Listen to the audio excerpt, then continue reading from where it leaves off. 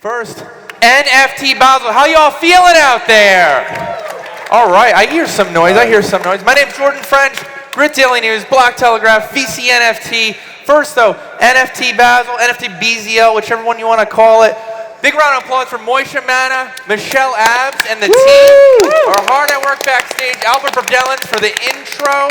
Some awesome content, which we're about to bringing you to that. Next, exactly, is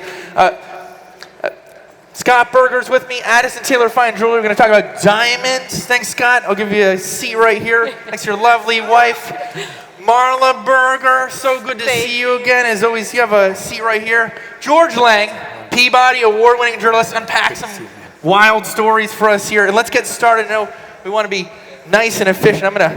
This looks nice and comfortable to me. You seem so far away, though. You're far away. Instead of between two ferns. I can't see you through the forest. Let me move this. Yes, between the one fern. Is this a fern? It's like an aloe. It's good for our skin.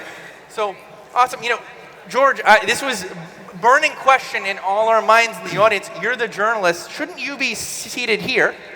Well, you know what? This production team is doing a hell of a job here today. So for all these people that are making this all happen, a big round of applause for you, because you're going through a lot with all of these people, getting them up here and getting them on stage. So, yeah, good job. Great. So back to my question, George. Shouldn't you be in this seat moderating? Not today. I don't want to do that. Because, you know why? This is a unique set of subjects. And speaking of subjects, you had a storied career, for the uninitiated, as a journalist at CBS Interactive for over 2 decades. Actually, I worked for CBS as a freelancer. I worked for NBC as a freelancer, and I spent 22 years with ABC.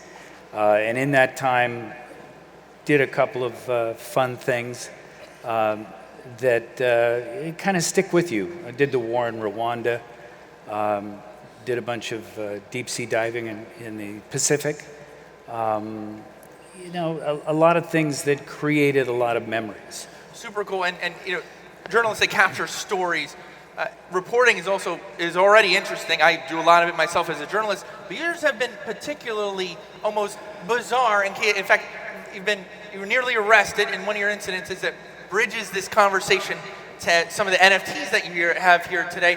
One of them was a Patty Hearst trial that you ended up sort of circuitously covering. Can you just share that with the audience so we can unpack who you are, George? Well, that was a kind of an interesting thing for that entire generation, where you had a kidnapping that was turned into a rather large world event. And as a result of that, I ended up with a lot of personal relationships in it. My dad was in the FBI, and when I've been covering that case for an entire year while she'd been kidnapped, and my dad never ever shared any information about any cases they ever worked on or anything. But in this particular case, I got a phone call from my dad. I'm going, what's going on? I said, Patty Hearst has been arrested. So I had like an hour ahead of anybody else in the world to get down to the federal building and try and get pictures of her being transported. I went down there. I found a place to hide in the garage. I heard the tires squealing on the polished concrete. And when I made my move to try and get pictures of her, I ended up on the ground with my head squished against the concrete, and the U.S. Marshal on top of me and stuff. So that was kind of interesting. Obviously, I didn't get any pictures at that point. But they felt so bad for me that I ended up shooting Patty Goes In, Patty Goes Out in the trial every day. So I was quite close with the family as well over that time. And on one particular day, we were still shooting 16 millimeter film. That's not even, you can't even refer to that as analog anymore. But we're shooting 16 millimeter film, and I was with the courtroom artists going through the different sketches that we were planning on shooting. And at one point I said, that one's wrong. And the courtroom artist, of course, as an artist, there's an ego. And so when I said that, he turned around and said, what the hell are you talking about? to which point I pointed out to him that Patty Hearst is on the stand, she's got a weapon, and he had drawn it with a banana clip on it. This particular weapon takes a straight magazine to it. So that was a flaw. And at that point, he picked it up, threw it on the ground, and it popped up underneath my tripod. And he says, when it was time for him to leave, he gathered all his stuff, and I said, hey, you forgot this one. And he said, you caught it. So that was 45 years ago. And it was in my office forever, and anytime anybody came in, they would go. And that's here today, the actual sketch. Yes. It's like infamous trial. Patty Hearst joins the PLO, eventually gets arrested at the federal courthouse that you broke into. You eventually circuitously get assigned to cover it, and you end up the only sketch, and that's here, and she's holding a gun. Turn it into an NFT, so it's a collectible. We'll get to that in just a moment. And you reference stories. And speaking of stories, Addison Taylor, your jewelers and your beautiful designs. I've seen them, but for this audience, why are you some of the first to, sort of immerse yourselves in the world of NFTs? To lay some foundation, who are some of the folks that you've worked with? Jordan, well, first, thank you for allowing us to be here today. We're so grateful to be here at NFT Art Basel, so thank you first and foremost. My wife and I have designed collections around the world for UFC, Playboy, the Pope at the Vatican, helping all the refugee children around the world, international leaderships of Windsor Castle and St. George's House in London, hundreds and thousands around the world that we've been honored and grateful to design one-of-a-kind pieces, whether simple or outside the box. Sounds like a good business to be in. Why bother to do more with the particular NFT collections that you've launched? Well, I would say what's amazing about going into the NFT, and it's all about the metaverse, and now what we're able to do with diamonds is actually that's never been able to be done before, is that it's indisputable. Having this NFT will authenticate every stone, every piece of jewelry that you've ever had. If anyone has a piece and they're not sure about it, we'll be able to authenticate everything. And you mentioned the metaverse. It goes a step further to the inquiring minds in this audience. The metaverse is this sort of like mystical place. You can drop NFTs into it. Turns out people will be playing games with the NFTs that they buy. There are a lot of iterations. And you have a particular, like, really cool one that's got a superhero bent to it. Tell us more. Well, we were truly blessed to receive the Trinity collection, the 3 very rare stones in the world, and the chameleon diamond, the 15.5 carat cushion, and then the 40 carat heart shape, which creates a ceremony of peace, balancing masculine and feminine, and bringing that peace and harmony into the world in a time that's so needed to really understand we're all the same. We're here about peace and love and harmony.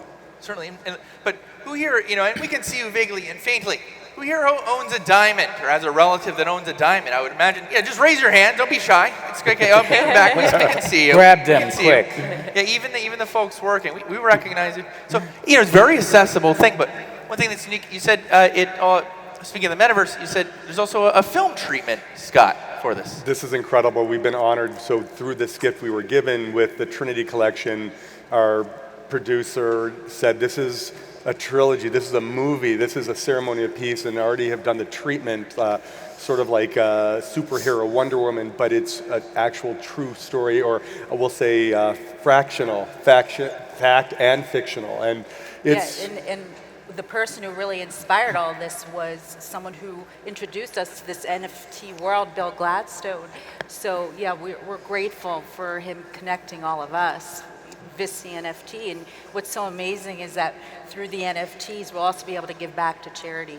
And this is what this is about. Through our foundation, the Tree of Life Movement, and the Tree of Life Movement Foundation is to make sure we do reach every child in the world, to gift them an intention stick and let these children know that they are loved, they matter, they have purpose, they are as important as anyone else in this world, which they are.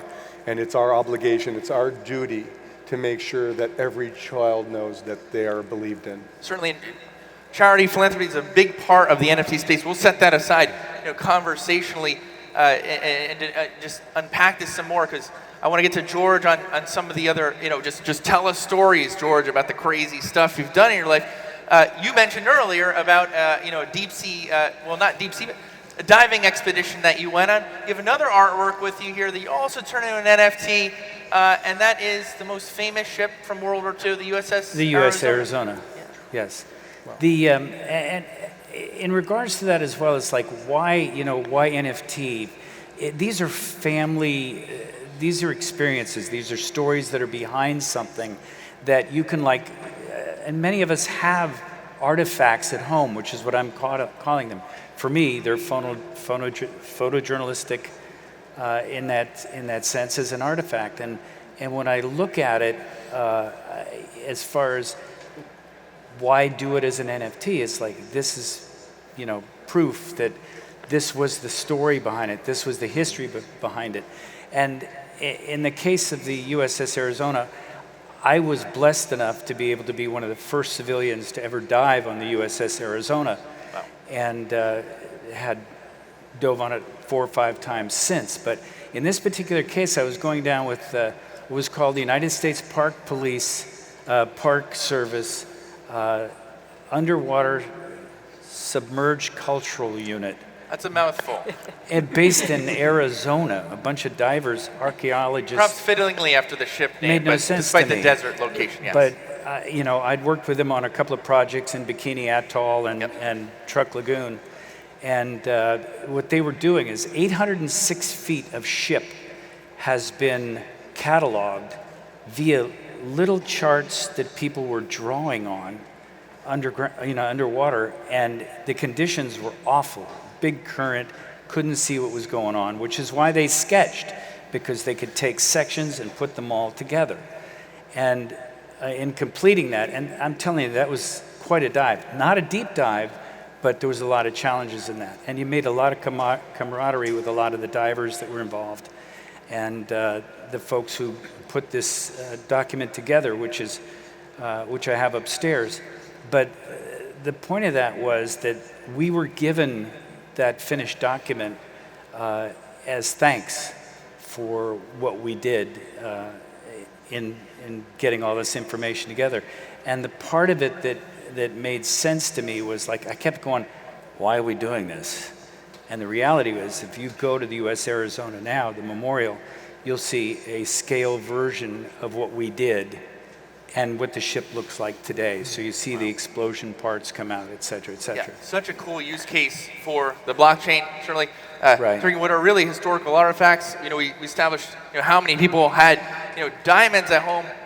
Some people have collectibles. Your stories are just absolutely wild. I know these are totally one of a kind. We're so grateful that you brought them here too to display and let people check that out. Patty Hearst trial, and then with a gun in her hands. I've seen it. You got to check this out. Same with the USS Arizona. Love these stories. Wish I had time to unpack more. I do want to go to Marla on this because I noticed you're wearing something, and if you could just show, if you could pan in there with a camera, some of the other cool works. Oh, yeah. I don't know if that's for the Pope or someone else, but unpack this one for us. It looks like a dolphin. It is a dolphin. Good eye. So Scott and I actually worked with the leading veterinarians, dolphin veterinarians. Almost 2 years around the world. We traveled to Hawaii and California, and so we created this beautiful dolphin pendant.